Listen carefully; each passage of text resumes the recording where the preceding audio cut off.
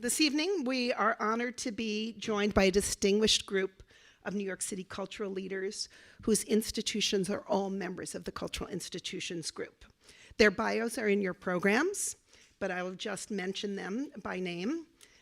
Rob Fields is from the newest member of the Cultural Institutions Group, Weeksville Heritage Center. Thelma Golden is from the Studio Museum in Harlem. Daniel Weiss is from the Metropolitan Museum of Art. And the Museum of the City of New York's own director and president, Whitney Donhauser, will be rounding out the panel. We are going to be having our moderator, John Calvelli, the former CIG Chair. Unfortunately, he has been delayed a little bit, so he will make an exciting late arrival.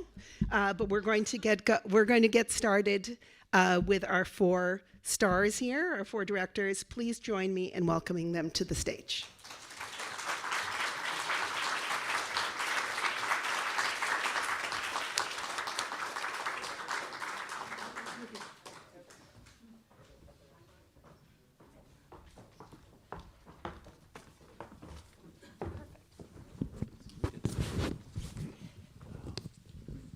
Okay, and so we'll leave the spot for John at the end. Welcome everyone. I will step in for John, and we think we all have a great rapport, so we know we'll be off to a good start. Mm-hmm. So our first question is that each one of us come from a different professional background to our roles as CIG leaders. And so to ask each one of you what you feel your strengths and challenges in these different pathways to get to your current position have presented to you thus far. So Thelma, do you want to start? Because you're the one who's had the longest association with your institution. I think so. That is true, actually. Yeah. Well, first of all, hi, everyone. Thank you. Hi. Thank you all for being here. It's fantastic to be here at the museum, the City of New York. Great to see that fantastic exhibition filled with so much history from our institutions. You know, as members of the cultural institutions groups, we are like family. Our institutions have these long relationships to each other in this group. So it was wonderful to see that played out on the walls here. So I have been director of the Studio Museum in Harlem for 15 years and at the Studio Museum for 20 years. So in that regard, yes, I have had a long relationship to the Studio Museum and by extension, the Cultural Institutions Group. I think that the strength that I brought to my position is that I had the privilege and the great advantage of experiencing institutions in the Cultural Institutions Group throughout my life growing up here in New York City. Today, I was sent a photograph that had been found in the Metropolitan's archives of me on the steps of the Met as a 16-year-old in the high school program. Being taught by Rika Burnham, who at the time ran that program. Yep. And I grew up in Southeast Queens, so what is now called the Jamaica Center for Arts and Learning. Was very much a part of my childhood. And, you know, so my advantage is having experienced culture throughout the 5 boroughs of New York, and that was made possible by the access and in more specific case, the welcome that was created by members of the cultural institutions groups, but cultural institutions at large. Right. Challenge. I think the challenge that we all face is also our great privilege, and that is that we are stewarding institutions with important missions, significant history, deeply, deeply important audiences, and that's a great responsibility. Great, and Rob, you are the newest member of and maybe you should describe a little bit Weeksville, where it is as a CIG, because it's not quite there yet, and I think certainly we added it in the exhibition as 34, which when we were planning it, we were debating should it be 33, 34, and decided to be bold and put you in as 34, so the 34th and the newest group. So I think if you could just describe to people where you are in being part of the group. Yes. Great. Well, good evening, everybody. How's everybody doing? Good? Good. I'm really thrilled to be here amongst this great panel of leaders who, even before I became part of the CIG and part of Weeksville, I'd always known about and respected their institutions and the work they did. So it's a real honor for me to be sitting here. Weeksville is, and you here's the funny thing about New York City and city government, and I love Department of Cultural Affairs and their specific language that needs to be used around all these things. So we are currently on the path to becoming a CIG, which is the way that the city likes to say that. I can say too that like things have progressed so that, you know, if we're going to use the what I call the airplane, you know, analogy, we've been cleared for landing. So later this month, I'm hopeful that we'll get all the paperwork done and Weeksville will be officially, you know, part of the CIG, which means, you know, staff can start getting health benefits and, you know, all this other wonderful stuff, and, you know, city support can start flowing. And it's going to be wonderful for this institution. It has been a journey and an effort that Weeksville as an institution has been trying for at least a decade. And for, you know, many of us know that after the Museum of Jewish Heritage became a CIG, the Bloomberg administration was like, we have to find a better way to fund culture and whatnot. And so it seemed like kind of a non-starter. But through a confluence of circumstances, here we are. I'm doing the sort of the short version of all that to kind of bring you guys up to speed. But we're on the way to becoming a member of the CIG. But in the meantime, we've been sort of pulled in and embraced by this incredible community of 33 other organizations that are part of the CIG. And I really enjoy that as a leader, the opportunity to really talk closely and work with other institution leaders. Because I've only been in my job 2.5 years. I think the question was about your path. Right. I never thought that I would be running a cultural institution. I'm a guy with a marketing background. I come out of private sector, marketing agencies, things like that. And but somebody who was deeply rooted in cultural communities. So I think that I brought all of that sort of perspective and relationships and just enough people knew me, and they were like, okay, we're going to support you in this effort, this new thing, this new role as a leader. One of the challenges, I think, was sort of learning that, you know, unlike when you're this sort of indie curator, artist kind of person, you don't have to do everything by yourself. And in fact, it's not a good idea to do that. Right. And so that's been one of the things that I've been learning. And yeah. And here's Great. John. So here's John, but I think we should have Dan. Well, John, you need to catch a breath, and then Dan, of course, you've been in New York now for leading the Metropolitan Museum for 5 years. Is Yes, that just about 5 years. Just about 5 years. Yeah. Right. So, and go ahead. Thank you. So I've been at the Met for almost 5 years, and I am a native New Yorker, and I grew up going to the Met and having the Met as a large part in my life. But for most of my adult life, I was a university professor and an academic and art historian. So I engaged with the Met in that way, but not in an administrative way. And about 5 years ago, I arrived at the Met, and this was my first museum job. So there's a lot to learn in that particular role. And the Met's an extraordinary place, and I feel every day what a privilege it is to be there. The cultural scene in New York, which we will talk about this evening, is one of the great strengths of this city, one of the most remarkable collection of resources anywhere in the world. So to be part of that, to be a member of this community, has also been a really inspiring experience for me. I would say that, and we'll talk more this evening about various issues that we all face, but I think aside from my personal challenge of learning my job, that is to say that leading a museum is something I was new to, so I had an opportunity to learn new things. Museums are different from universities in a variety of ways, including they function faster, the decision cycles are much quicker, the demands on infrastructure, resources, facilities are higher. You might have a dormitory with a lot of leaky roofs, and you say to the students, like, deal with it. But we don't, and indeed I did. But one doesn't do that in a museum, that the standards have to be operating at a much higher level around those kinds of questions. So in any case, but otherwise they're not completely unalike. I think the greatest challenge, and I'm sure we'll talk about this evening, is that we live in an environment where on the one hand, our institutions are increasingly in demand. We are having a lot of success in increasing access, making clear that our institutions are here for everyone. These are collective resources that play arguably a unique role in the world. These are places where people can come together. Everyone in the world can come. They're all welcome, where they can have a shared learning experience. And we understand all of that. At the same time, the expectation is increasing around what these institutions ought to be and represent and do for this extraordinarily diverse array of people who want to come to them. In an environment where we no longer know how to debate, we no longer know how to disagree with each other, we're polarized in so many ways. So how do we as cultural institutions model a kind of enlightened engagement that mixes it up with people, where we have a give and take, we deliver our mission as best we can in a collegial way, is something I think about all the time. It's not the only challenge, but it's one of them. Thank you. Great. So something I think about all the time is the infrastructure of this city and the inability to get from point A to point B.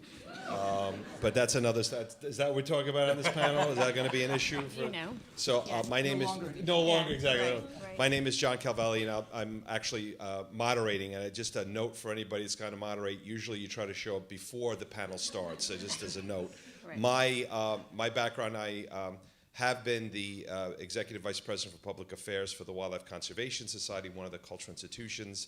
I am on a leave of absence right now, working on the Mike Bloomberg campaign for president. So when you talk about fast-paced, I have no idea. You have no idea how fast-paced at times things can get. So apologies for the delay. I'm going to jump right back into this and start to kind of have the conversation about culture in the city of New York. And I'm really fascinated to kind of hear each of your opinion about what is the role of culture in New York. You started to talk a little bit about it, Dan, but I was just curious about what is the idea of culture, and how do you think it's going to evolve in the years ahead? So maybe we'll start there, Whitney. When we start with you. Well, I'll just jump, because I was the only one who didn't talk a little bit. So I will say that, I came to this job basically 4 years ago, and having worked for 23 years at the Metropolitan Museum. So that was really the place where I actually learned about museums. I, too, as a child, had the great privilege of coming to cultural organizations in New York City. I grew up in Fairfield County, but came to this museum as a child, and also, I think, decided to become a museum professional when I saw the Tutankhamun exhibition at the Met when I was in 4th grade, and then just really sort of strategized the rest of my life on how to get to the Met. Was my dream job.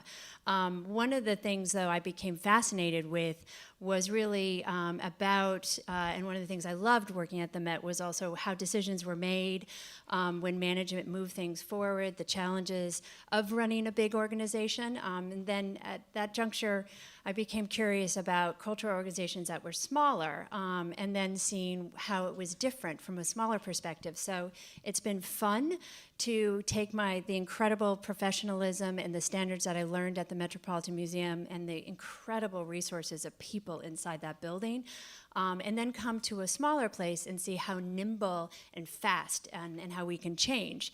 But I'll segue to the role of culture. I mean, I think at the Museum of the City of New York, we're not an art museum, and we're not a straight history museum. We really look at the city of New York and the lens of New York, and think about how history informs current events.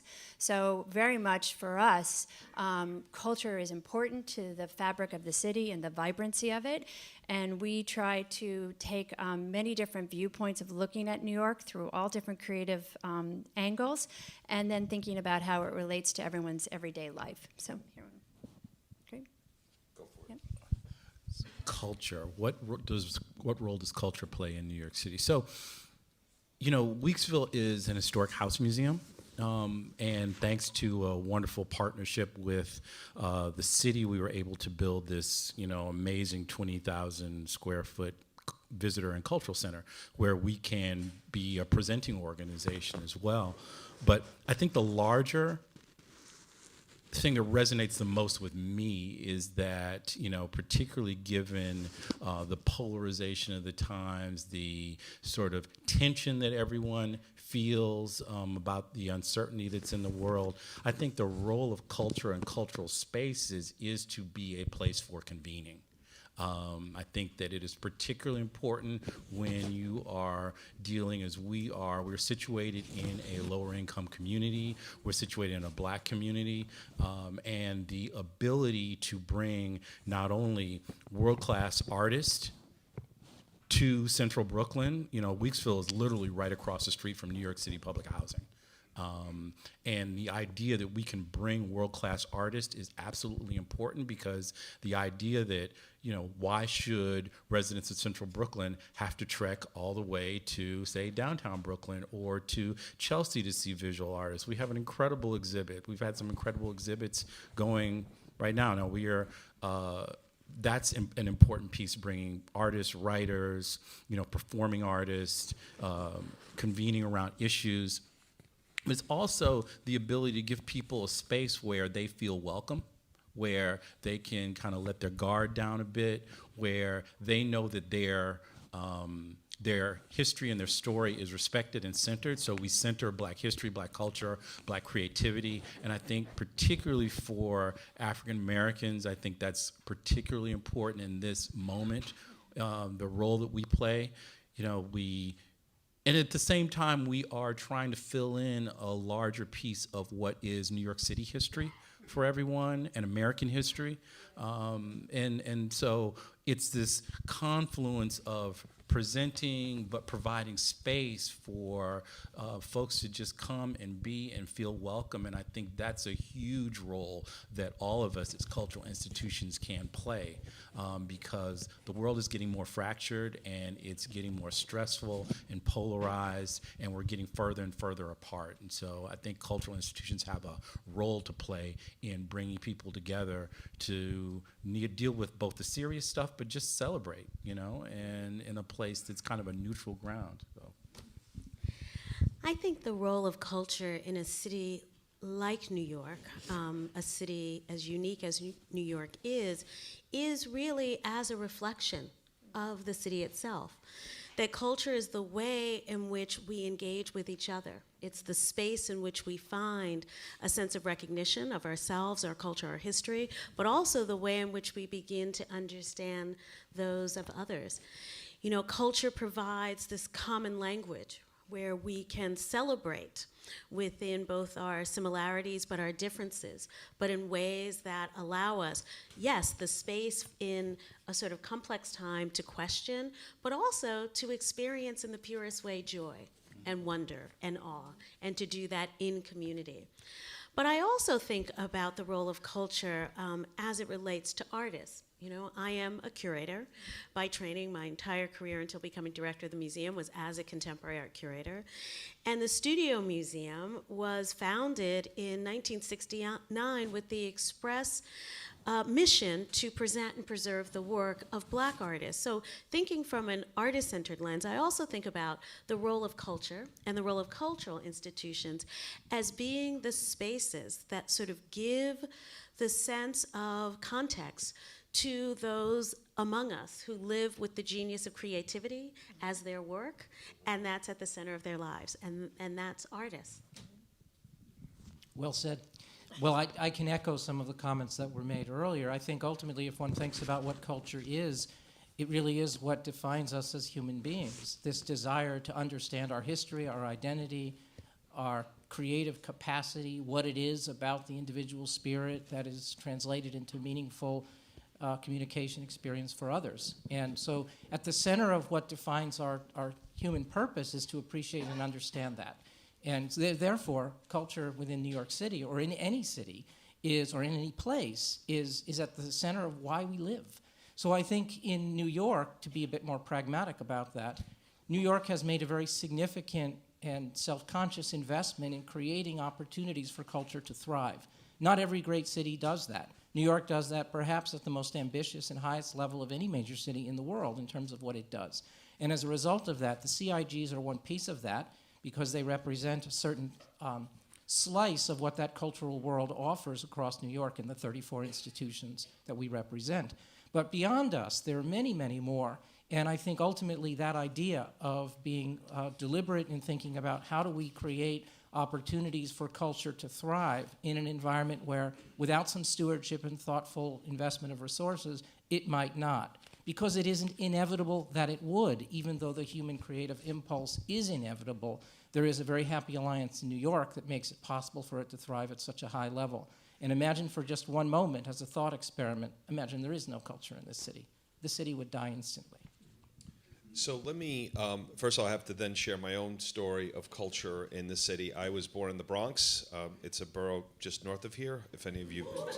All right, thank you, somebody, thank you. And you know, when I applied for my job at the Wildlife Conservation Society, I brought the photo of me at the Bronx Zoo with my mom and dad as a 2-year-old. And that I was born across the street, and to me, the Bronx Zoo, my parents were immigrants. So the zoo was this place where we could go, where we could see these incredible animals, but really kind of leave the Bronx and visit the world without ever leaving the Bronx. And it opened my eyes to a world that was outside of 180th and Hughes Avenue. So I look at that and say, you know, the impact that it's had on so many people, all these institutions. And I want to stay on this question just for a little bit, and then need to talk a little bit about CIG specifically. But you know, I wrote down convening, reflective of the city. I get it. What's the future look like? You know, work with me just for a sec, and I will call on you. But if you got to just jump it out, right? I don't want to kind of keep going down the line here. Like, what do you see if you had to think, if this exhibit, we're celebrating our 150th, you know, we're here for the 200th, you're all 50 years older. What would that exhibit look like? Well, one, Weeksville will be a CIG by then, right? Definitely. Sooner than that. Definitely. I hope it. Yeah. Definitely. I hope it's by the end of the year. But I say that's the near future, but I think what it represents is the real possibility. What's beautiful about the exhibition is that map. And how does culture evolve in the city? Well, it spreads through the city in a way that is equitable. We see institutions that are probably germinating now, just as the Studio Museum and El Museo did in late 60s, that are being created outside of Manhattan, you know, below 96th Street. We see culture existing in neighborhoods, but reflective of those neighborhoods and their cultural ideals and values. So that means institutions that might not look like any of the ones on this stage, but begin to think about and be the kinds of institutions that will reflect this city and its future. I agree with that. I think if one thinks of culture really as an organic phenomenon, just as Thelma said, and if we continue to care about it and invest in it and devote our time and attention to it, it will grow naturally. And the more that, 50 years from now, the cultural landscape of New York is very different from what it is today, but it's increasingly vital and relevant and close to even more people who feel that they can participate in the cultural lives of their community.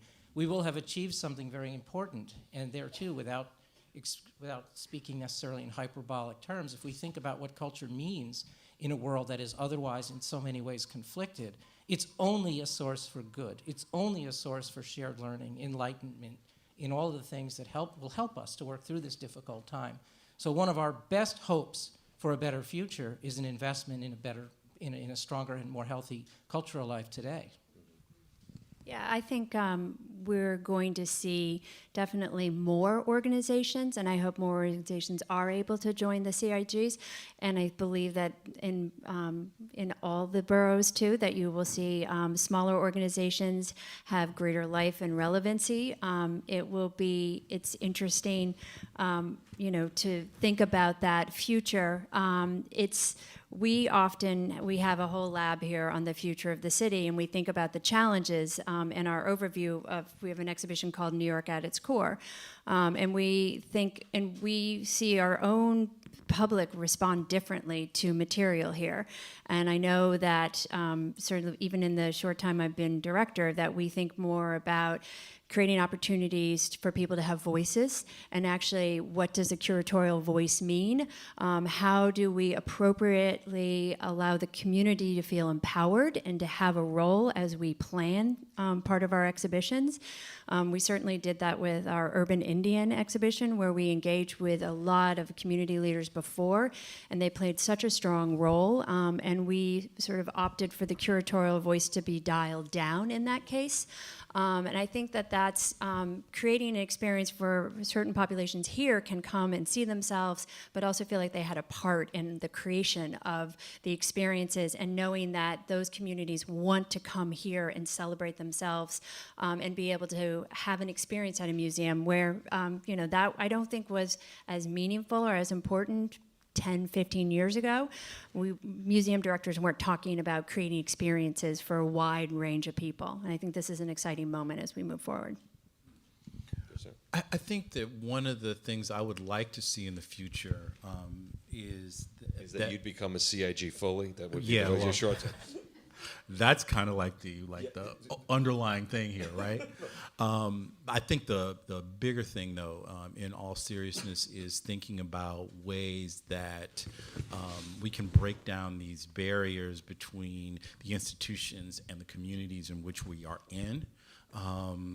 I think that's super important as we go forward, as we are looking at a more challenging funding landscape.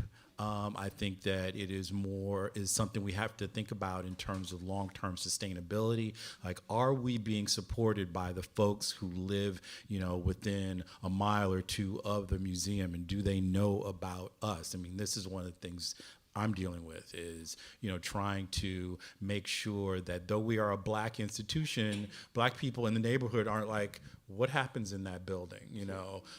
There is this threshold anxiety that we still have work to do, and that's going to be about us being smarter about how we take, the mountain to Muhammad versus like, just market it better so that people just know to come in. No, we have to figure out ways to better engage them so that, when I think about the folks at Kingsborough, it's not us versus them. I mean, Kingsborough is part of our community because it was people from Kingsborough who in 1968 helped save the historic Hunterfly Road houses. I mean, they were part of that community group. So we want to better, have that local connection, even as we have this broader, sort of citywide sort of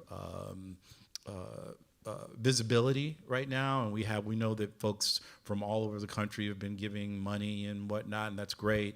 But we want to do better locally so that we can be a part of the renaissance that's happening in Crown Heights too. Because we think about that place making piece of it too. So anyway. So this is the part for you all to get involved a little bit. How many of you know what a CIG is? Wow. Oh, look at that. Wow, what an educated group. All right, thank you very much. Have a good night. So let the record reflect that a lot of people raised their hand. So, you think about the cultural institutions in New York City, and 150 years ago, the city launched this idea that to be a great city, as Dan was referencing, we needed these great institutions that would make New York unique. And why would we want to be in New York?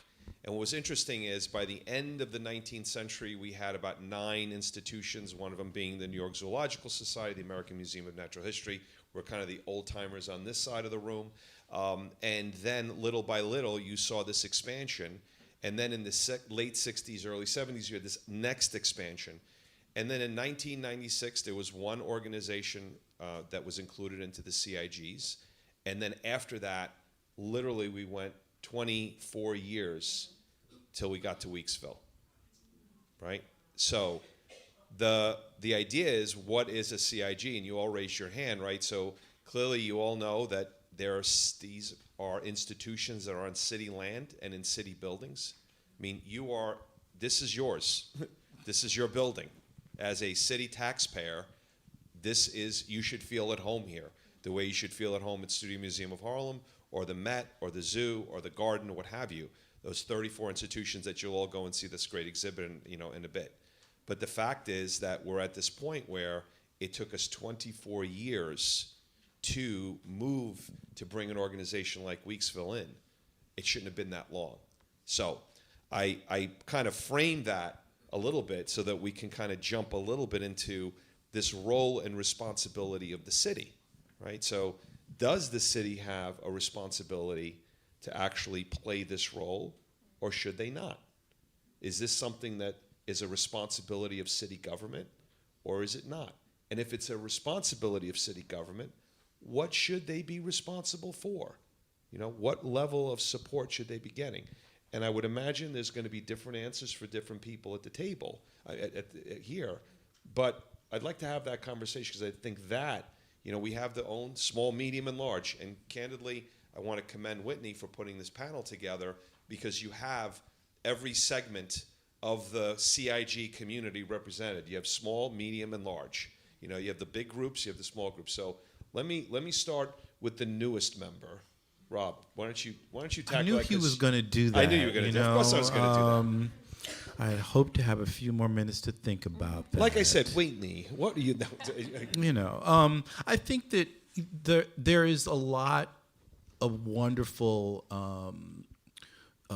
resources that come from the city when they are directed in a certain way. I will say that as a CIG, it's great that, you know, we are not applying, quote unquote, as it were, you know, like we were in the past. You know, every year you have to go through the CDF process, Cultural Development Fund, and it's basically you write a proposal and you don't know what you're going to get out of that. And so that's kind of nice not to be in that process. Now, the CIG, being in a CIG does not mean it's just like you just show up at work one day and there's a check. You know, it's like, it's great. No, that's not how it happens. There's paperwork. There's a lot of requirements so nobody rides for free in New York City, right?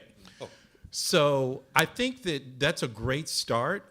But we also think about we think about the thousands of other cultural institutions and equally deserving cultural institutions that exist in the city and have existed just as long as Weeksville, you know, and what is going to be the plan to make sure that New York City is not just giving rise to new culture and new cultural institutions, but is helping sustain them. I think that's kind of the big question.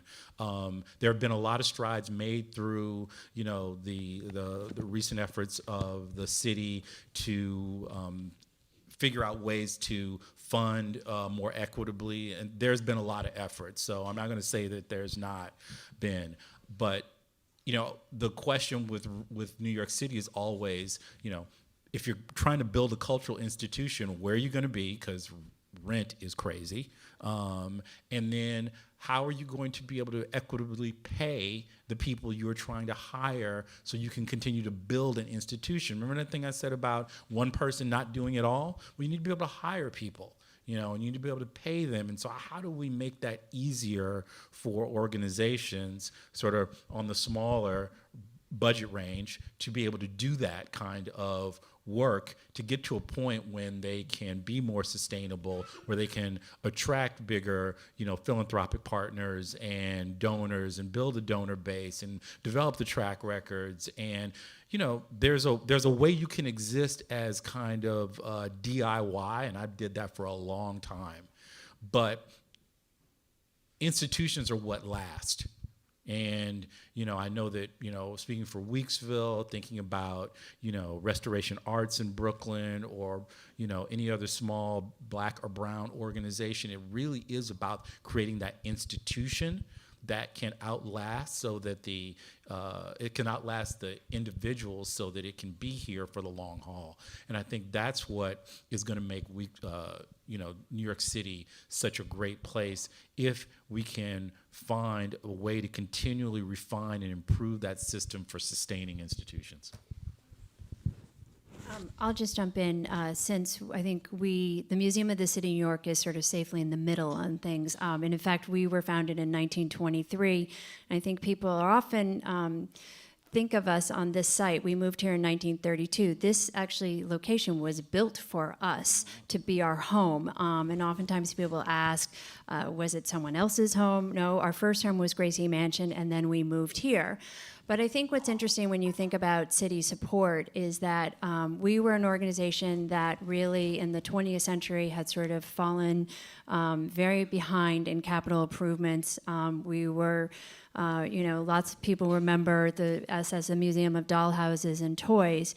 When you look around tonight, I think that the freshness and the newness of this building, the beautiful renovations, so much of this is due to the capital dollars that the city gave us. And of course, I think every institution has benefited from capital dollars, but here, none of this would exist without the city's support. And what's been amazing is that it just gave us a huge level of life and energy to this building that had been kind of quiet and very sort of certainly some New Yorkers loved it for nostalgia, but did not have anywhere the same level of energy. So what's been important for us, and I think to have the operating support, we would be a very different organization. We get about 12% of our operating budget from the city. If we had to go out and get that from private sources, a level of activity would drop substantially. So I think between the capital investment and the operating support that we get, it just sustains that energy, and it actually enables us to be able to take the capital investment that the city gave us and to be able to continue to thrive and excel and make ourselves stronger so that we can make investments and grow our donor base and grow our earned income and our admissions revenue and all of those great things that nonprofit administrators love to talk about. But we would never, ever be in this building as it is now without that city support. So. I think it's a very similar story for the Studio Museum, but perhaps with even a different way to think about it, which is quite simply being a CIG since we were founded. The support of the city's commitment to the Studio Museum has been a crucial factor in our success at the different parts in our life. We are 51 years old, and thinking about the life of the museum over that time, it's there's no way we would have been able to achieve what we have been able to and our mission with that.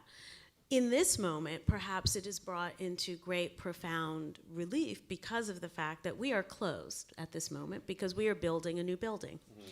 And our building project, which is a major, new, ground-up, purpose-built museum designed for us by David Adjaye, would not have been possible at all without what was the support all the way along the way, right, that allowed us to grow into an institution capable of what it means to take on such a transformative project at this point in our life. And I think we hope, as an example for a kind of late 20th, early 21st century institutional growth. I'm on the stage with institutional peers that have 100-year-old institutions, but we are part of a wave of a kind of cultural institution creation that thought about community and culture and identity and cultural specificity in profound and radical ways. And so to be at the place we are at now, it's important that we acknowledge how important this partnership has been to make that possible. I would comment on the relationship with the city in a slightly different way, and that is to say I think the CIGs represent a kind of highly enlightened public-private partnership.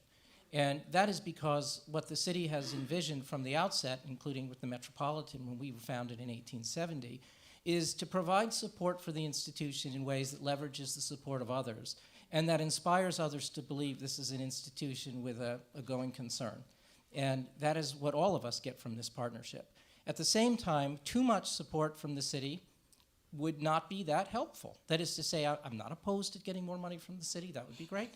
But if one just imagine an institution that gets most of its money from the government. It actually has all kinds of impacts on the ways in which we do our work, and perhaps most fundamentally, our capacity for independent thought and freedom of expression. And so I think institutions that have diverse arrays of funding, and all of us as CIGs depend fundamentally on the government, on the city. We get about 9% of our funding at the Met from the city, and we count on it. If they walked away, we would be devastated. But they don't set our agenda for us. They don't determine what our programming should be. I don't wake up in the morning worrying about what the mayor's going to think about this exhibition. I never do. And I would if we were getting 70% of our funding or 60% of our funding from the city. It would be a different story. So I think all of us understand that this kind of public-private partnership does that. It also inspires us to be ambitious, knowing that they have our support.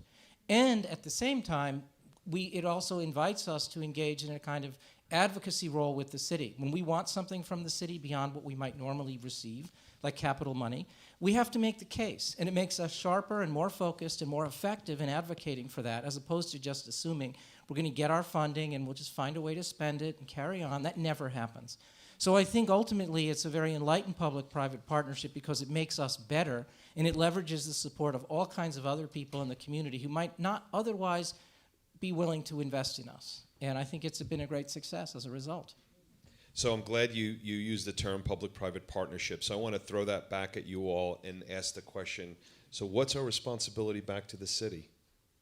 What should we be doing as cultural institutions? Because let's be candid, right? And I think, Rob, you referenced it. There are literally over 1,000 cultural organizations in the city of New York. You're talking to the elite of the elite. There are 34 of us, right? And I would imagine out of that 1,000 cultural organizations, probably 999 would want to be members of the Cultural Institutions Group. So we have a responsibility as the CIGs. What is that responsibility back to the city? Well, I think first of all, at one level, all of us must think of ourselves as local institutions that serve the communities around us. And we think about at the Met all the time. It isn't the only community that we serve, but how do we make sure that we are a resource for New Yorkers and that they think of this as their museum, who can come whenever they want and participate in activities that are meaningful to them. So at one level, it's making sure we're serving our community every day. But beyond that, we're also thinking about how do we help the city on a larger scope. At the Met, we have the benefit of being an institution that attracts international visitors in very large numbers. We had over 7 million visitors to the museum last year. That drives enormous amounts of spending in New York City, helping to support the economy. We're a major engine for economic progress. And if the CIGs didn't do our work, that small investment, it's a very large investment, but if you think about the catalytic ways in which funding to the CIGs drives the overall economy, it's a really, really good investment. So we want to make sure we are an attractive, powerful resource for the world, and that they'll come and they'll be in New York and they'll spend money and engage in appreciating the city and enlivening it in all kinds of ways. So there are many other ways in which that happens, but I think ultimately our responsibility to the city is to do good work with that money that advances the city's mission to be of service to the communities that are here. Dan has said it beautifully, but I would only add to that we are also responsible to serve in ways that also leverage other of the city's investments. All of us in the CIG care deeply about education, not simply as an output of a program or a project, but in working in significant ways with the Department of Education, working with our various peers in social service in our neighborhoods, working with the agencies that deal with other communities, the senior community, et cetera, in our neighborhoods. And I think that's an important role as CIGs that we not only play, but we model as a way to be. But I also think that some of us, CIGs, exist as community anchors, have been part of communities that are a critical part of the sort of continuing transformation of those communities in ways that reflect the community's ideals and values. And so at the Studio Museum, being as we have been in Harlem for over 50 years, and being deeply invested in that neighborhood for what it is and what it will be. And being a community anchor in that way serves as a lever point between the city in its sort of largest political and most bureaucratic ways and the quite lived ways that New Yorkers understand their neighborhoods and their communities. Ditto. Yeah, how do you follow like all that, you know?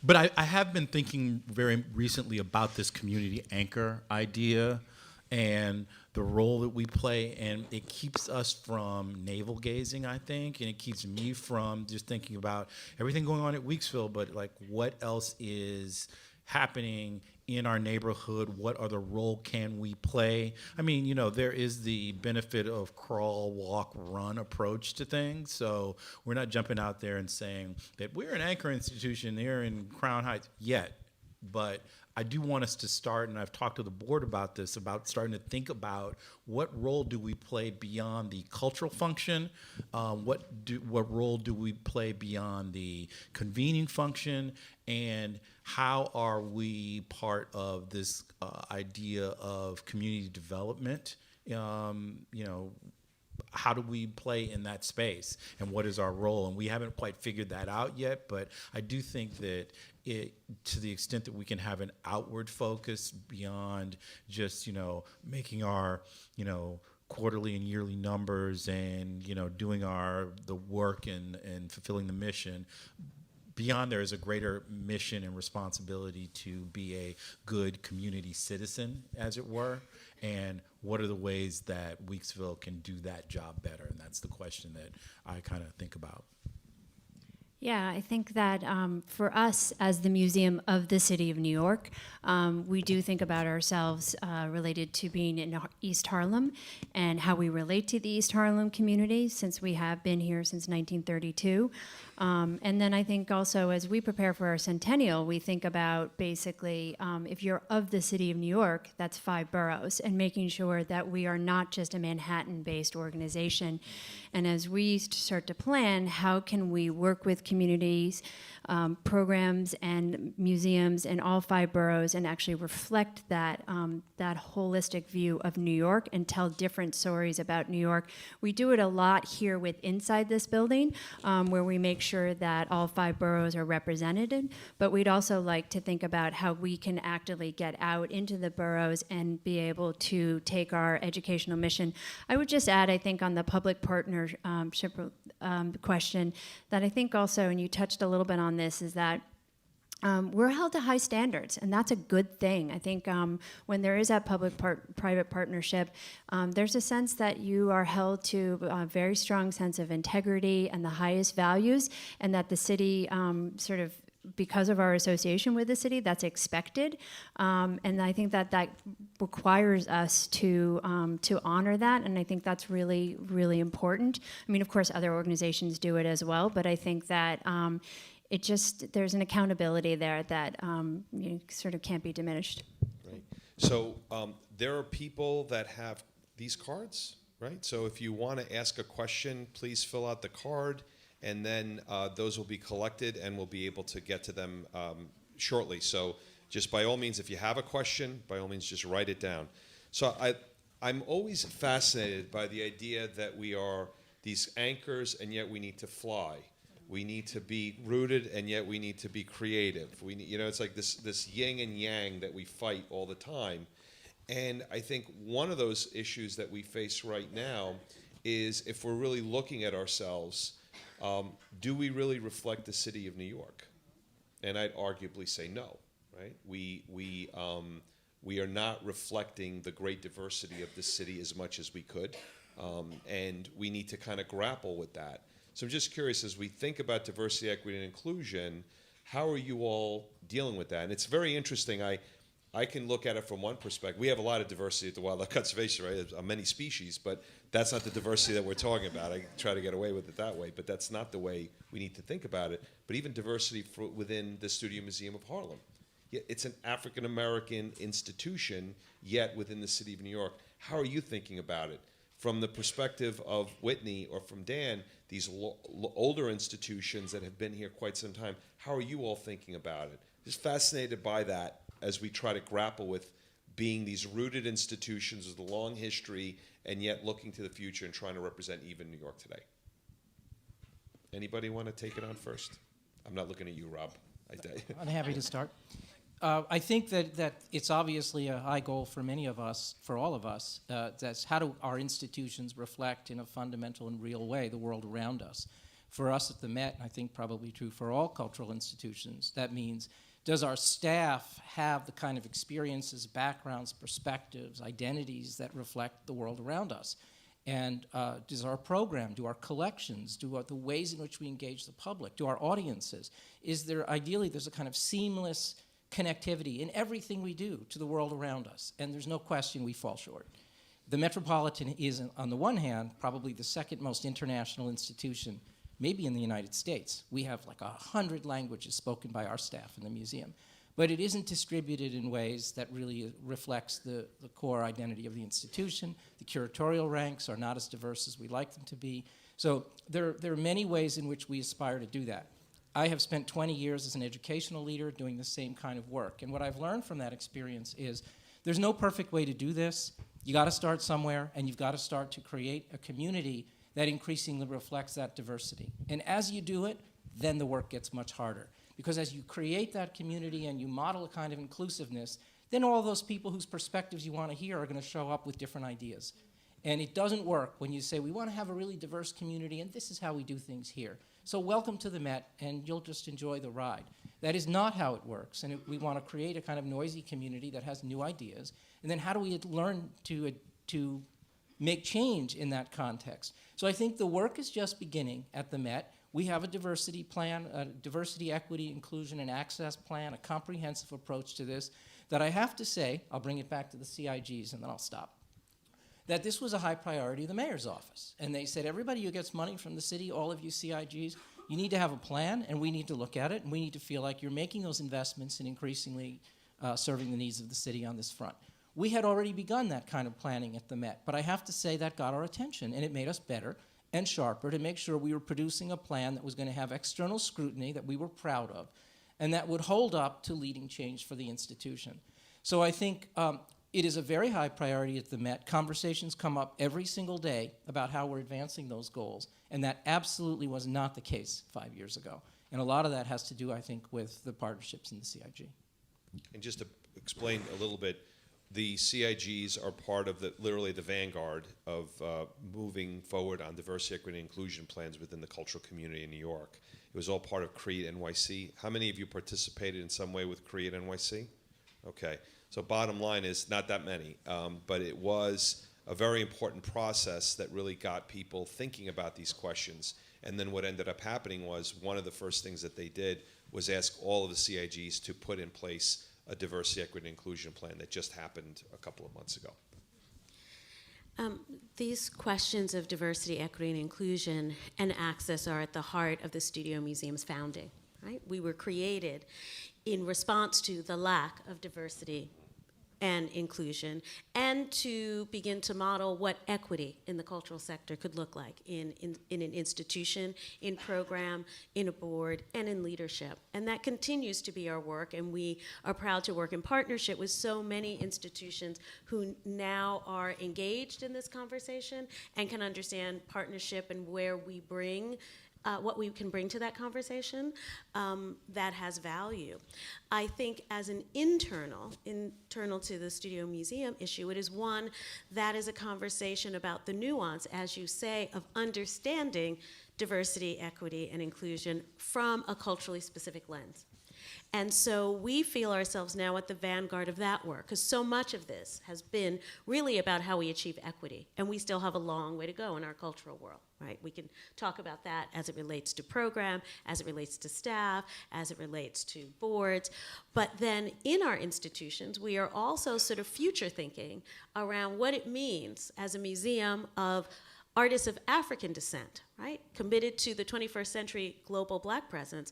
How do we explore diversity in the nuance of all that that means? I think I'd echo a lot of what Thelma just said in terms of, as a Black institution, you know, the diversity issue really isn't our big issue. It's more about inclusion, I think, and equity. It's like, you know, we are also a culturally specific organization, but at the same time, do we have a lot of, you know, differently abled people represented? No. Do we have a lot of people from the LGBTQ community represented? No, at least not as far as I know. You know, there are different ways that we could be better at the inclusion piece of it. And so we're just starting this journey now in terms of, like, you know, one, just getting into the CIG, and two, I think the next step is going to be for us to begin to think about what does diversity, equity, inclusion mean for Weeksville. Part of that is going to be around, of course, you know, trying to create like greater pay equity, you know, for the staff, so we can retain and attract, you know, people who can help advance the mission. But a lot of this other work about, you know, different kinds of people who work at Weeksville, that's work that we are just at the beginning of right now.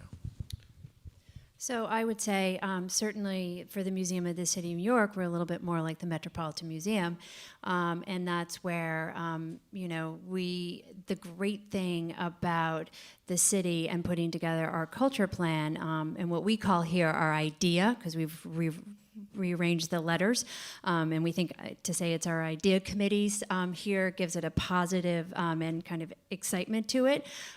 We definitely have work that needs to be done as far as our our staff and our senior level staff mostly, as well as our board. And this has been a great journey because I think some of the things that have been just spoken about is that it's been educational for everyone of sort of what do these words mean, how can we all improve.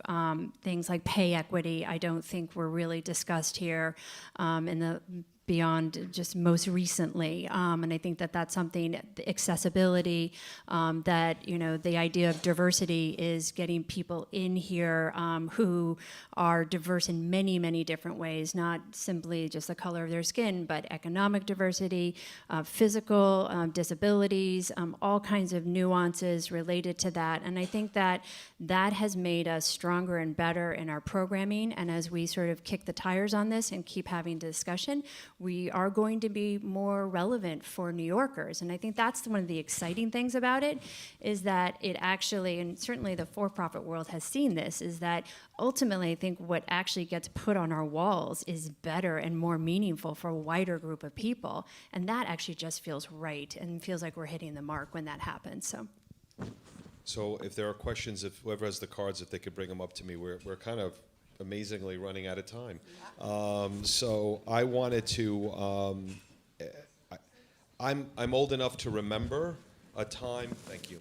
I'm old enough to remember a time when in 1999, the Brooklyn Museum decided to have an exhibit that created a great deal of controversy in the city of New York. The mayor at the time was against the museum, but his own commissioner supported us and supported the First Amendment rights of that institution, tried to cut the funding of those institutions unsuccessfully. So I share that very brief story simply because, you know, we fought together to make sure that that institution, it was Brooklyn Museum, was able to do what we all thought was right, which is to give them that free expression. That was 20 years ago. Reputation, what we care about, has changed a great deal, you know, in terms of what's acceptable today and what's acceptable. And we're living in this very difficult time. I think many people referenced it. You know, we're just living in this time of anger, angst in our political lives as individuals. You know, how has that, what's acceptable today and what's not acceptable today? And then how do we as cultural institutions deal with that? You don't all have to answer. I'm just curious to if anybody wants to pick up on that. Well, I think our obligation is to support human creativity and free expression in ways that may or may not be comfortable for people. And it's one thing to say we're creating spaces that are sanctuaries or they're safe, but it doesn't mean that there are going to be only benign ideas there. That the idea is to engage our spirits, our minds in ways that reflects the creative genius of the people whose work that we're presenting. And so I think it is deeply troubling to me that even on university campuses we're losing this ability. Certainly our Congress ain't so good at this. And the question is, how do we maybe as cultural institutions model that kind of enlightened dialogue? And that means that we present things, when we present things that raise controversy, people have concerns, they're not comfortable. There is, to be sure, a line. There are some things that we would present that might very well be unacceptable, but I would say I would draw that line very carefully and almost never. And, but rather to use these opportunities as venues for listening to what it is that people have to say, to provide a context and a forum for thoughtful debate and discussion. And we face that at the Met. All of us face these issues all the time. And I think it's our fundamental obligation as 1999 and today to continue to represent that point of view, but to do it in a responsible way, which means that the curatorial expertise and talent that is brought to bear to create exhibitions comes from a place of learning and reflection and study, and it should be respected, but it can be challenged. And I think that's the healthiest of environments when we're presenting things that sometimes make people uncomfortable. I'm all for uncomfort. Anybody else have a thought on that? Okay. I guess the only thing I would say, the thing that sticks out to me about this question is around reputational issues, and I think that and it goes back to something I said earlier, that your reputation is going to be judged by the community you're part of. And so it is super critical to be clear as to who your key community and constituents are, and are you doing right by them? And if you can answer yes to both of those questions, and if they can say, yeah, we like what you're doing, you'll be okay. You know, I think that's really, really a shift from 20 years ago, and because now, you know, one person can jump out there on social media and talk about a horrible experience they had, and all of a sudden everybody's at your door, you know. And so I think it's really about not only keeping doing work that is authentic and aligned and keeping those lines of communication open, but I think it's also, you know, always showing that you, what you're doing is rooted in your understanding of your role in the community. And I think that in some ways can help insulate you as we tread, you know, unclear paths, you know, and that's what I have to sort of fall back on, you know, and is that, is the community that we purport to serve, are they happy with what we're doing? And that's the question. So I want to pick up a couple of questions. One I'm going to answer, and one, unfortunately, I'm going to, I think, turn back to Rob. I was right. So how does the CIG work as a group? Do you meet, partner, et cetera? So actually, I was serving as the chair of the Cultural Institutions Group when we put this panel together. I've stepped down as chair, and I don't know if Taryn Sacramone is here. Taryn Sacramone is in the room. Taryn, there she is. She is the chair right now of the Cultural Institutions Group. My condolences, right back at you. The CIG started out really as a very much of a collegial group in the sense that they would meet frequently, but it was a very collegial partnership with the city of New York. About 20 years ago, it became a bit more conflictual, and the CIGs really started to meet more and start to work in trying to advocate for budgets and for support from the city of New York. So the CIGs as a group do advocate for increased funding for culture in the city of New York. So we partner with other cultural organizations that are not CIGs. We really try to support culture in the city of New York writ large. We work with the Partnership for the City of New York. We work with the NYC and Company. There's a new advocacy group called New Yorkers for Culture and Arts, which we partner with a great deal. And therefore, we're really kind of on the front lines. I think of us a bit as a trade association, for lack of a better term, where we're really trying to make sure that culture stays high on the city's agenda. And then what we try to do, when appropriate, is to advocate to increase the number of organizations that become part of the CIGs when appropriate. So the question that, of course, I got from somebody is, how do you become a CIG? And the fact is I remember I said it a couple of minutes ago, we've gone 24 years without a CIG. I will tell you that it is basically an act of the mayor. Mm-hmm. That's how you become a CIG. So the mayor needs to designate your organization as a member of the Cultural Institutions Group. What does that mean? If your organization is not on city land, then you'd have to deed that land back to the city of New York. If it's on city land, then actually you're halfway there. Then it's a question of building political support. And that's my turn to you, Rob. I don't know what they did in 1895 for the New York Zoological. I guess we're there. What did you have to go through to become? How did you break the mold after 24 years? Give us the secret sauce. So the secret sauce was almost go out of business.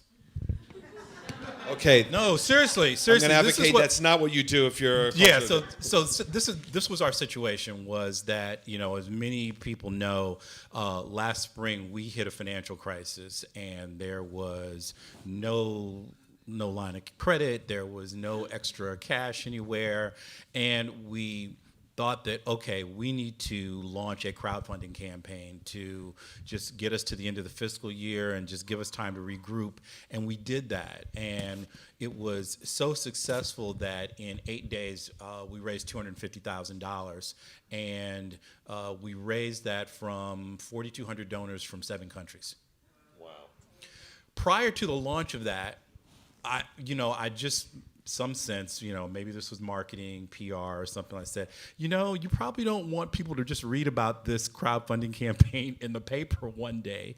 So I spent like 2 or 3 months prior to that, we sort of saw the signs of this challenge in February. So by March and April and early May, I was out meeting with people, including a lot of public officials, a lot of our partner organizations, other cultural institutions, just saying, this is what we're seeing. We're going to make this announcement. I don't want you to be surprised.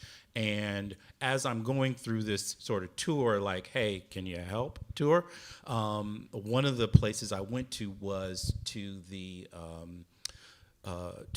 majority leader, Lori Cumbo, who my relationship with Lori goes back 20 years from when she started Mokata. And during that meeting, she said, so what about CIG status? I'm like, what about it? It's a non-starter, right? Because that's what we'd heard. And she said, I'm going to see what we can do. And she said, give me a week and I'll call you back and I'm going to see what barriers I can knock down. And it was her efforts to marshal the political support to then be able to take to the mayor. So the campaign was running. It was going really well. Lori marshaled a bunch of people in city council to stand with us and began demanding that Weeksville be made a CIG. Like, nowhere on my Save Weeksville plan, I can tell you all, there was not a bullet 5, and we'll get CIG status. It just wasn't there. It was just like, that was not something that was on my mind. But Lori really sort of led that. She got the support of Speaker Corey Johnson, the Black, Latino, and Asian Caucus. She got our city council representative, Rob Cornegie, Jimmy Van Bramer, big shout out. John had been advocating for us for a while. There had been discussions, like there was a bit of serendipity that there had been discussions within the CIG. Well, why aren't we let's see about Weeksville. And so I'd heard there were conversations, but nobody really was like saying, yeah, well, you're it. And it was this big confluence of really public official support, the support that the community showed, that, this is an institution that matters to us, and here's 4,200 donors who have given an average of $65 through this campaign. So with that, we were able to go to the city and say, if you're thinking about doing this, this would be a good time. And next thing you know, it's being announced that, yes, we are going to start the path, which means somebody has to go down in the basement of City Hall and dig out the manuals for how you make an organization in CIG, because it hasn't been done in 20-odd years. So I don't know if that's a blueprint for anyone. I would not wish you to follow that, And one of the things that I do hope is that, as it's been 20-odd years and Weeksville is now about to become officially a part of the CIG, that opens the door to future discussion about how do we, bring organizations in, not in a crisis situation. That was one of the things that I know Tom Finkelpearl and I had talked about. It's just like, how do we extend this so it's not just this one-time thing where other deserving organizations, and believe me, there are a lot of them out there, how do they get to be part of this group group that gets city support and this imprimatur that this is an organization that's an important part of New York City. That's how it happened for us. I do not know if that is replicable for anyone. I would say you need a lot of public support from your public officials. So if you haven't gone to meet with your public officials, you should be doing that, just so they know who you are, they know the work you're doing. But you need a compelling story as to why they need to move now or why they need to set you up for that. And that's, I think, an easier argument to make if you can point to their constituents who are already supporting you and in big numbers. So is it marketing? Is it just serendipity? Is it a confluence of things? It's all the above. I'm grateful. I would not suggest you guys ruin yourselves in the hopes of getting CIG status. So with that, can we give our panel a big hand?